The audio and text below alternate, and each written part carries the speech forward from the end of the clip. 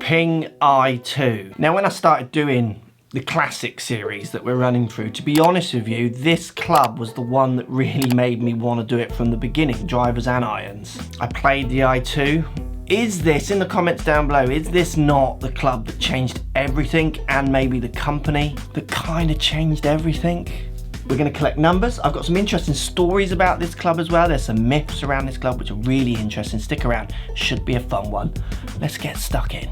So I got 5 to sand wedge, Ping I2. Now these don't have the little cross on the back here. Now there was a little cross put in, as I understand it, and we'll talk about the history in a second, of these to say that the grooves were legal. So these ones had the illegal grooves, but again, I'll show you the information in a minute. They were all granddaddied, I think they call it. So basically, I think they were all returned and all sorted out, the ones with the illegal grooves. Maybe correct me down below if I'm wrong. So this one doesn't have the cross. I've got the standard Ping shaft in it. So literally just doesn't say anything on it. It just is just the standard Ping shaft, which does always make me giggle. And actually they've been re-gripped in their lifetime because the grips on these are not too bad at all. Now we're gonna go outside and hit. Let's do a little bit of tech and history.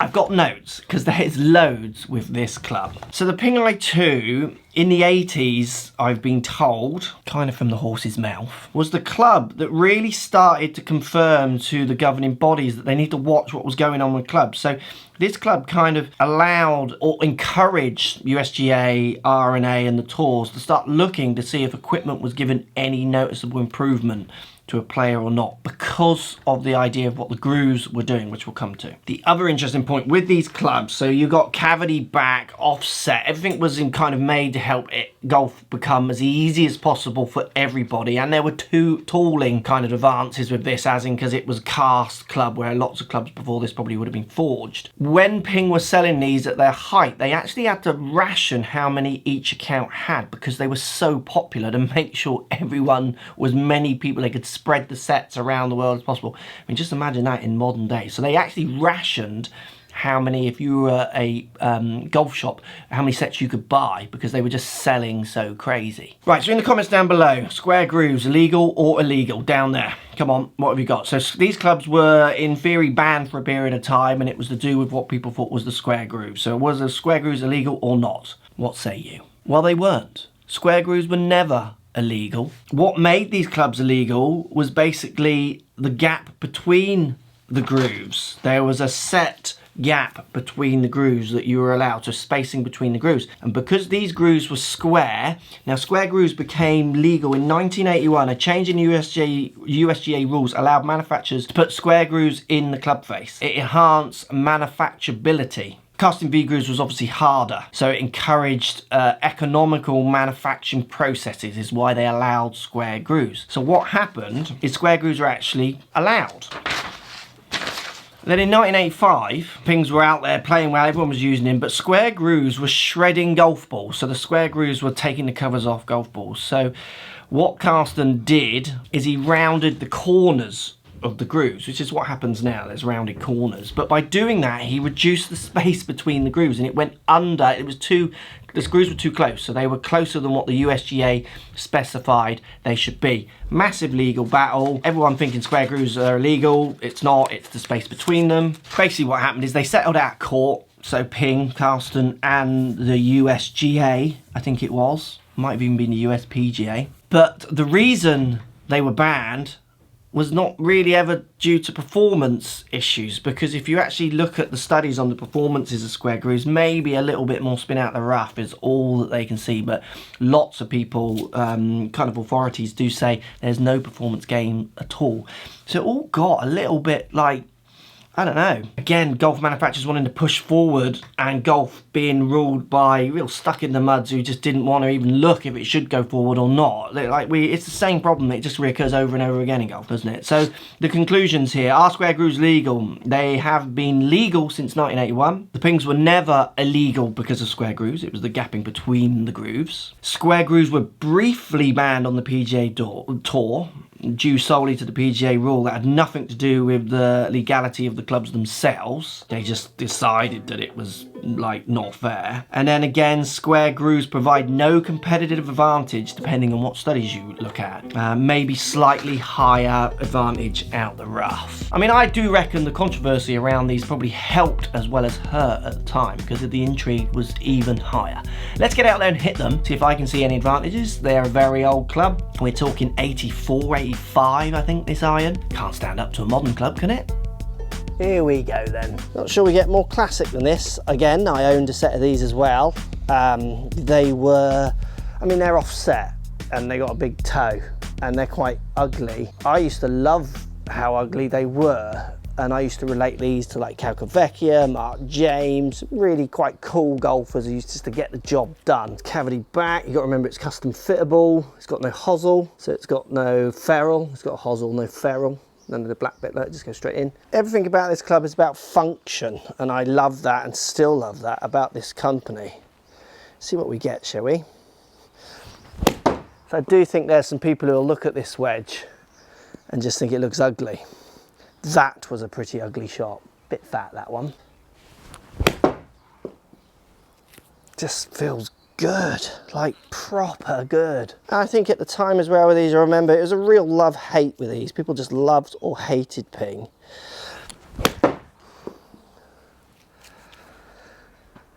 Like, I could do anything with that. Absolutely anything I wanted to.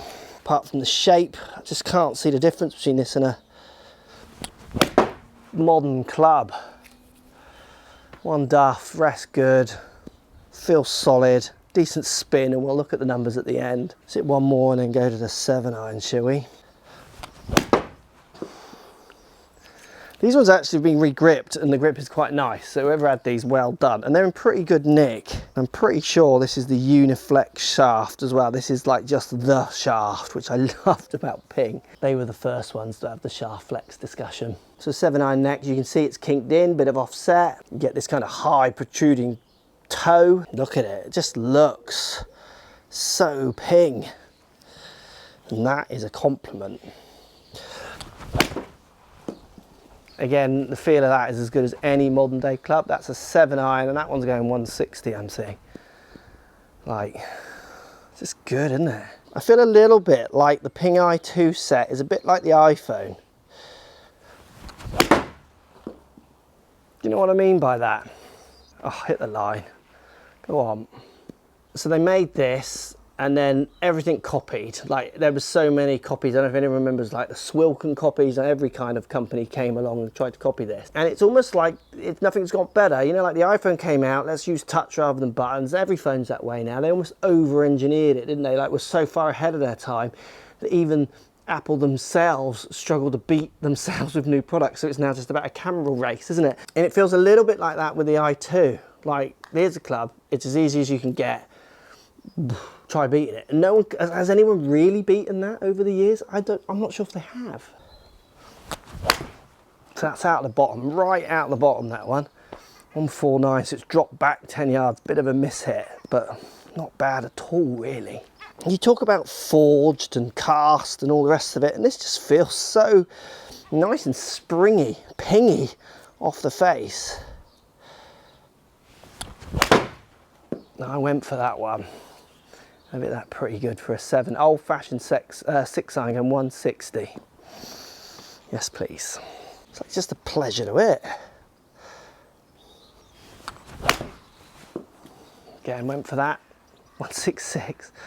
Like, the numbers are good as anything. And we'll try and equate the numbers to the loft delivered. Will be interesting, wasn't it, over a modern club? I'll see if I can do that. Because obviously the big talking point with any of these older iron reviews is going to be the lofts. But if we go with lofts delivered to modern day lofts delivered, if I can, it will make for an interesting comparison, I think.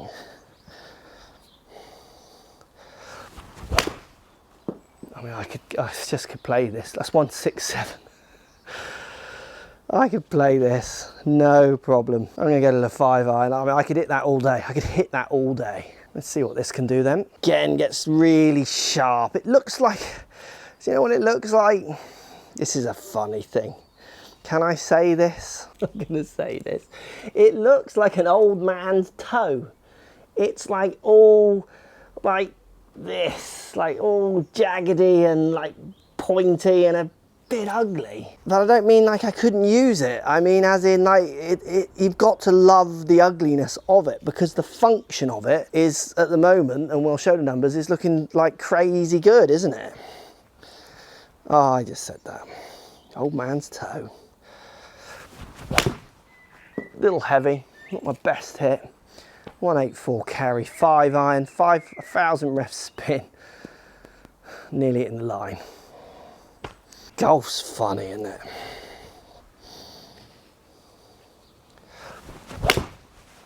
Again, went for that one.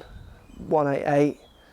Gee, this is so the iPhone, isn't it?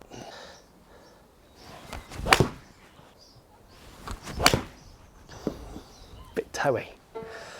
But 184 still. So what we're going to do, I'm going to go to the 18th for Pebble Beach like I did with the DCIs, and what I'm going to do is I'm going to knock it out there at 190. I'm going to hit 4 shots where I have to really go for it, the test the strike a bit more across the face, because as I try to step on this club to get it to 190, which is really pushing me, probably going to find the strike moves around a bit. Right, 4 shots, 190. I'm not sure I can reach. I'm going to really go for these. It'll be tough to get these on the green for me with this 5-iron. Now I've ripped that. What am I getting out of that? That's a 190 carry in front of me. There you go. Look at that, it's long even. Love it. Bit toey. Definitely pushing strike now. It's doing well, doing really well.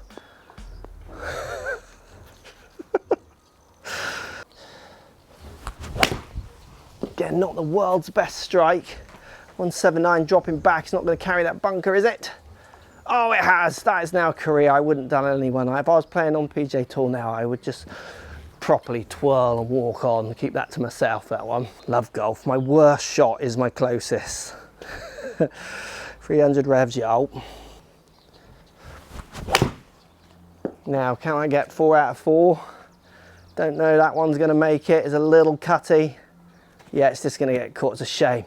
Now that did pretty good. Should we go and look at these numbers? That is just crazy performance. I have to say they just felt great out there. So numbers, wedge was going 109, topping out at 120, dropping down to 94. My strikes, delivered loft 36.5 degrees. Yep, that's what that loft kind of goes nowadays, any days. 28.3 average delivered loft with the 7-iron. 7-iron going 161. Topping out there 168, 167. It's a 7-iron going, well, 170 if I want it to, in 1984 or 5 or 6. Spinning 7-iron at 6,000 from a mat. That's exactly where that lofted club, 28 degrees delivered loft, would kind of spin. I mean, it's a fraction lower spinning possibly, but just really good. The 5-iron, 185, topping out at 190, 191. I could hit a 5-iron 200 yards. That's going back to the 80s. Again, delivered loft with the 5-iron, 22.2 degrees average. Those numbers just stack up. This club, I mean, I honestly don't think in the modern era, with the way the world shouts in the golf world nowadays, that Ping, and it's because they don't look for admiration. They're so modest in everything they do. They are one of my favourite golf companies. They just made golf, and still do and shape it now, so massively, with none of the shouting, none of the, certainly less of the ridiculous claims that get thrown around by some of the companies who want to just be louder. If you always look back through their product and you want just performance, I mean, second-hand market, it's under £70 set of irons, and that is performing as good as anything. And remember, now don't quote me on this because it might be regional specific, but I'm relatively sure, maybe in the comments down below, this is a black dot. So you got to remember Ping were the first to pioneer custom fits, mass-produced top company custom fits, again, way ahead of its time. I'm pretty sure I can send these back to Ping and get them altered at a cost.